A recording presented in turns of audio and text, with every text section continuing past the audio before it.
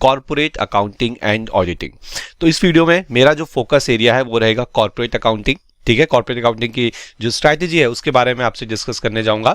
तो CMA inter corporate accounting exam strategy, ध्यान रखिए कॉर्पोरेट अकाउंटिंग के साथ ऑडिटिंग भी होता है, लेकिन हम बात करेंगे अभी सिर्फ कॉर्पोरेट अकाउंटिंग पे। तो देखिए, जैसे कि हम हर बार करते हैं, पेपर पैटर्न के बारे में बात की जाएगी। तो पेपर पैटर्न फिर से वही है आपका। पहला जो क्वेश्चन है वो एमसीक्यू बेस्ड है, 15 एमसीक्यूज, 2 मार्क्स का एक, तो 30 मार्क्स ये हो गए। अगेन प्रैक्टिकल, न्यूमेरिकल और थ्योरी, आपको हर चीज वहां पे देखने को मिलेगी, ठीक है। और उसके बाद जो क्वेश्चन नंबर 2 से 8, ये 7 क्वेश्चन है, इसमें से कोई भी 5 क्वेश्चन आप कर सकते हो और हर एक क्वेश्चन यहाँ 14 मार्क्स का होगा, तो 70 मार्क्स आपको यहां से मिलेंगे।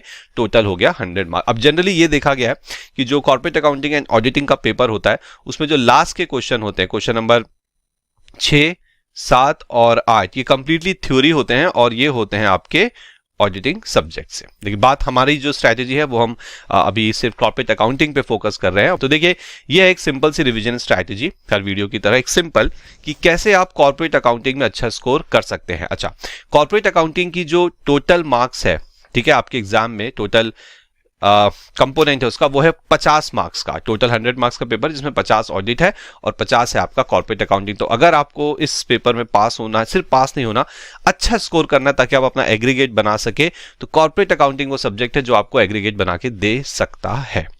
तो चलिए देखते हैं कैसे हम इन 50 मार्क्स में ज्यादा से ज्यादा स्कोर कर सके। तो देखिए, बहुत सिंपल सीक्वेंस है।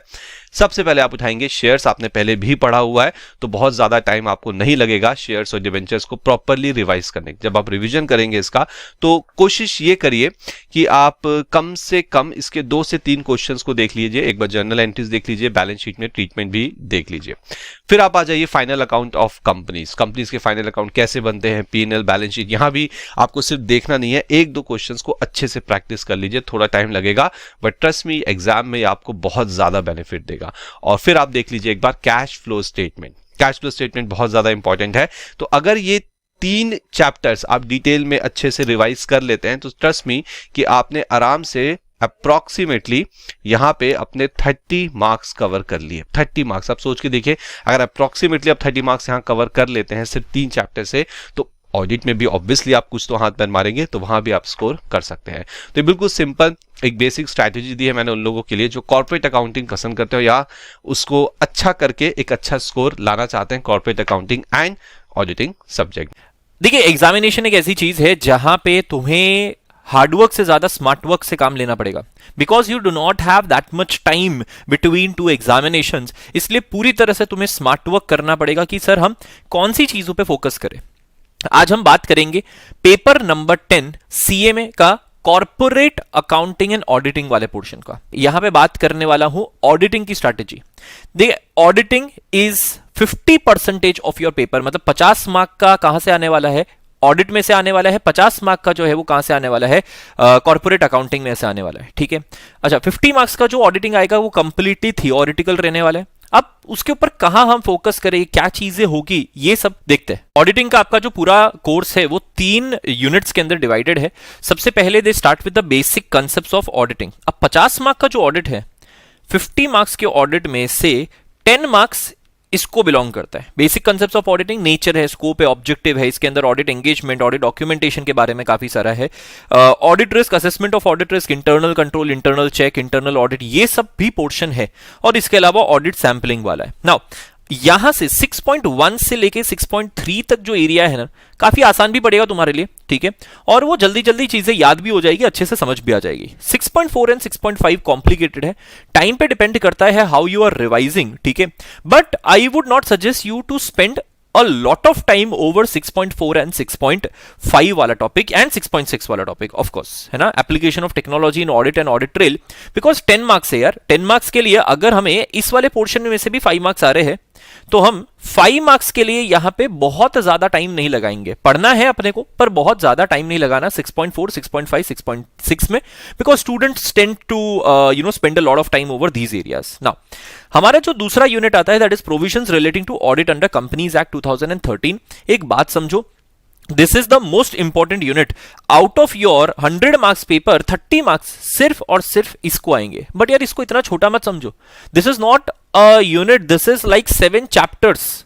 एक यूनिट जैसा नहीं है, ये 7 चैप्टर के मुताबिक है, ठीक है। अब यहां पे ना तुम्हें 3 तरह के ऑडिट बताए जाएंगे, स्टैट्यूटरी ऑडिट, कॉस्ट ऑडिट और सेक्रेटेरियल ऑडिट। स्टैट्यूटरी ऑडिट के अंदर आ जाएगा auditors eligibility, qualification, disqualification, appointment, resignation, rotation, remuneration, removal, rights, duties, liabilities, branch audit, joint audit. तो this is a complete big chapter, है ना, बड़ा चैप्टर है।